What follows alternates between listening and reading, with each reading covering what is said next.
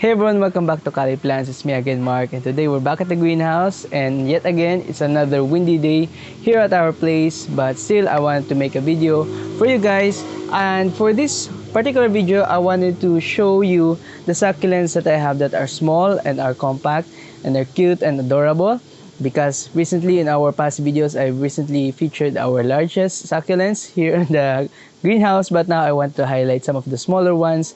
And these are varieties, or these are plants that I've managed to keep small, so I have some strategies on how to keep them small. If you want to know those tips, I will be sharing that at the end of this video, so please make sure to watch until the end. So before that, I will just highlight to you the succulents that we have. So this is the first one that I want to show you. This is our recent, I recently featured it in our, in my recommended succulent video, and this is one of the succulents I featured that are worth it, as I said before. And this is our Pacquiveria albocarinata shidekeri. I just wanted to give this a quick highlight for those people who haven't watched the other video, so I just wanted to share it. I wasn't letting it grow to its full size, so I'm just keeping it in this small size. I've been watering it less often, and you can see that it's a really nice succulent. It hasn't stretched out a lot, it hasn't produced a ton of stem, and you can see that it has some nice texture on it with its upturned leaves. If you look closer on its new growth, it has some white variegation to it. So it's a really nice, really compact succulent that I would recommend for those who want to grow smaller succulents, because some people who want to try succulents, they want to grow them on the smaller side and they don't want to grow them large. But me personally, I like my succulents large. I have more large succulents than I have small succulents. But these are succulents that I managed to keep on the smaller side. So this is the second one that I wanted to highlight, the brown jelly beans. It's been sold as brown jelly beans here in the Philippines. I think that it's a common plant right now in the market here in the Philippines. You can probably find this variety also in your place. It kind of resembles our Sedum rubrotinctum jelly bean, but it has these brown colors and it doesn't turn as red as our other succulent as the jelly bean. And I found out that this plant is also much more compact than our jelly bean because it grows alongside with the jelly bean I have here. I have my jelly beans here on the other side. So jelly bean Sedum rubrotinctum is what I mean. So that plant is kind of etiolating, but this one has stayed compact. And you can see here it has some nice little heads on it, and I managed to let it stay compact. It hasn't grown out a lot, but I believe that if I move it to a bigger container, it can also produce larger clumps. It can also grow taller. So I've just managed to keep it in a smaller size. So you can see that really nice, really adorable little succulent. And compared with our Sedum rubrotinctum, this one has much more rounder leaves.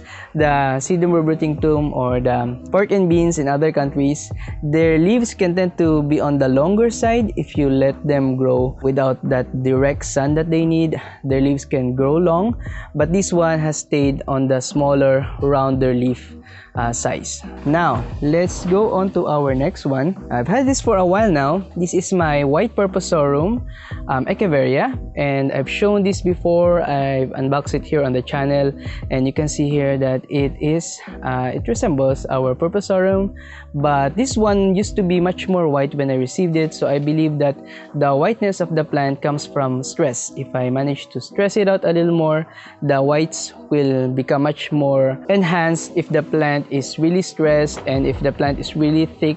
So now I think it's still establishing because I've only had this for about a couple of months, and I think that purpusorums are one of the more slower growing varieties. So if you want compact Akivaras, really I would recommend purpusorums. I have another purpusorum here. This is Purpusorum benbadis, and you can see that it's a really nice compact succulent.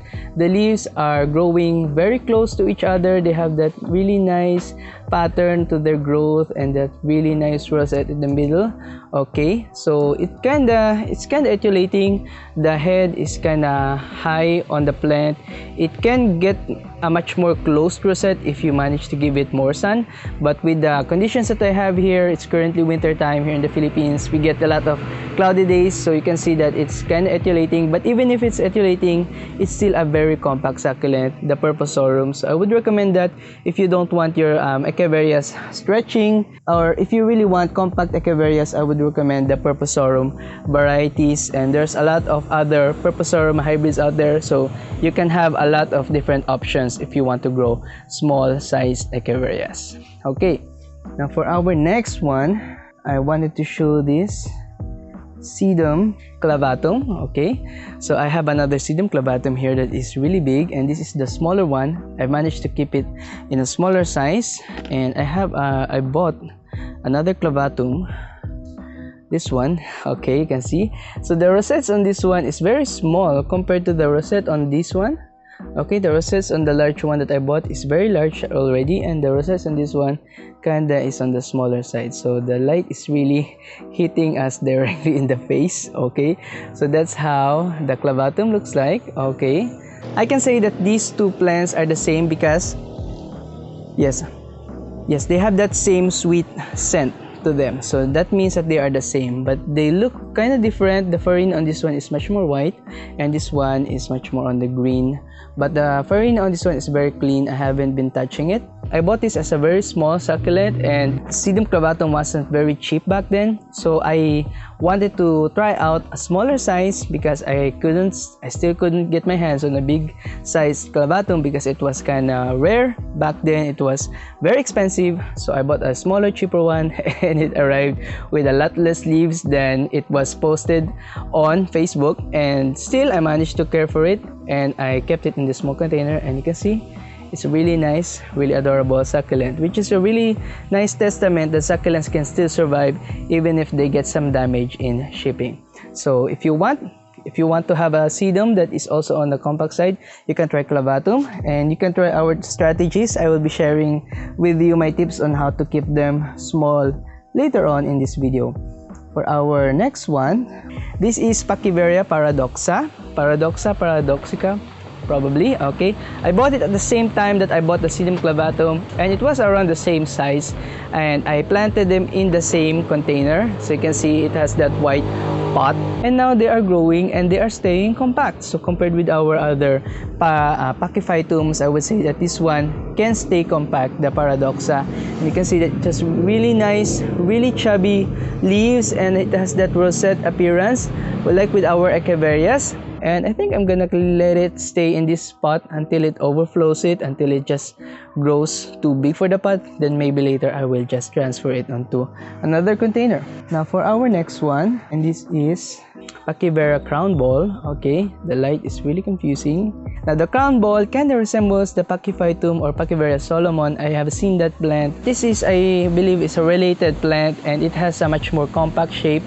And you can see that on this one, it has some pinkish orangey tones to the side of its leaves, which tells me that it's kind of a much more newer variety on the market. It's not a very old succulent, because they really have selected the color to stay on the plant even if it's not stressed. So I would recommend this Pacquiveria crown ball if you are growing them in less light condition and you would want to still see some color on your plants. So this one could probably still have some color even if you don't stress it too much.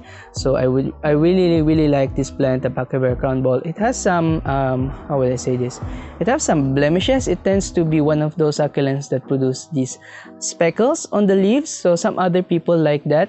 Some other growers in other countries, they like their Echeverias to have some speckles so that the leaves are not very plain. They have some variation, and this is one that has some speckles to it that is natural to the plant. And I really like the growth habit of this plant. It has stayed compact.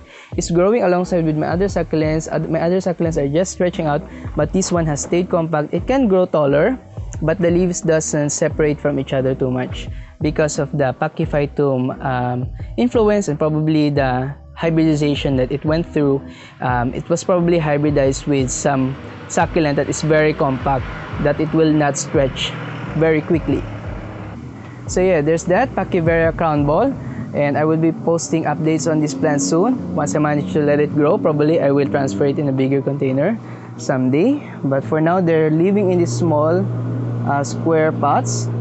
So now for my tips on how to grow much more compact succulents, much more smaller succulents, the first one I would say is to give them more sun. Succulents really stretch out, they make their leaves longer to reach for more light, and they will also produce longer stems so that they can get more light, so that they can photosynthesize and they can grow. So if you're not giving them the enough amount of sunlight that they need, especially with the older varieties, you will find a lot more stretching on them.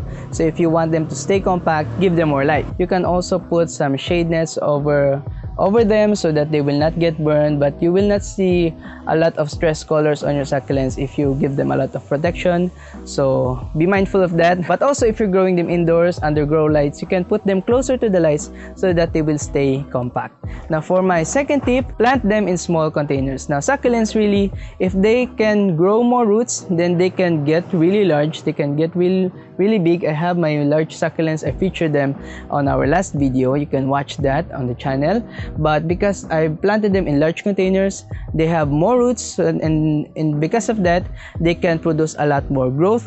They have longer leaves, they have bigger rosettes. So that's what will happen if you plant them in large containers. But if you contain them in these small sized containers, they will not be able to produce a lot of fruits, so their leaves will stay on the much more compact size. They will not grow very large. Now you can also transfer them to larger containers later on if you really want to let them grow to their full size. So you can just keep transferring them to newer containers. But if you want to keep them on the smaller side, just keep them on their old containers. If you find that they are getting how would I say this, pot bound, if they're getting root bound underneath, you can just remove the plant, remove some of the roots, and then replant them at the same container. By doing that, you will keep them on the smaller side. They will be like a bonsai, because a bonsai is an old tree that is grown in a small container, and with less leaves, really the plant will not be able to grow large. So that will be like bonsaiing your succulents, keeping them in small containers. Now for my last tip to keep your succulents compact is to water them less often and give them less fertilizer, because we all know water makes plants grow, and fertilizers can make succulents grow even faster. So if you don't want them to grow much more quicker, fertilize them less and water them less often. I would also say that adding more pumice into your potting mix will have the same effect, because with more pumice, your potting mix will dry out much more faster, and that will lead to longer periods of drought, of dryness. So with longer periods of dryness, your plant will not be able to grow big, so it will just stay on the more compact size. Now also, what I do with my succulents, even if their bottom leaves dry out, even if they wilt and they drop off, I don't water them right away, so that their new leaves will stay on the smaller side and the rosettes will stay compact. So some other growers, if you're looking at succulents on Instagram, you will find these succulents growing in stalks, and then they have this small rosette at the tip. And that is really what will happen if you keep your succulents compact. If you don't let them grow to their full size, that will happen. Sometimes some other people like that look on their succulents, so you can try that out. But me personally, I like to have really large succulents. So you can see a lot of my succulents are grown in large containers. I let them grow to their full size. But if you want to grow compact ones, you can also try that strategy with your plants. Now to recap on how to keep your succulents on the smaller side, give them more sun, plant them in small containers, and water them less often and fertilize less often. So if you do that, you will find that your succulents will be on the smaller size, on the more cute and adorable size. So if you really like those type of succulents. I think that's about it for this video, guys. If you really like the tips that I gave you, please make sure to hit the thumbs up. Please make sure to subscribe if you haven't already, and share this video with your plant friends. And I think that's about it. I will see you on the next one. Bye bye.